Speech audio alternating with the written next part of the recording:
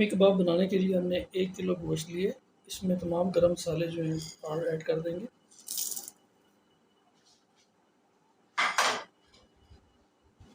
उसके बाद इसमें प्याज, अदरक, लहसुन और गोल वाली सुरख मिर्चें, ये सारी चीज़ें ऐड कर देंगे।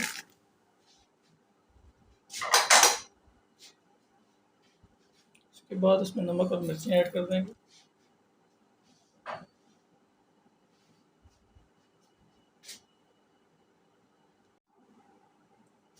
इसके बाद इसमें हमने डाली है भीगी हुई चने की दाल, जो कि आधा घंटा पहले हमने भिगो के रख दी थी। इसके बाद इसमें डालने लगे 1 गिलास पानी। इसके बाद कुकर को करेंगे बंद और इसको गलने के लिए रख देंगे चूल्हे पर तकरीबन 10 से 15 मिनट।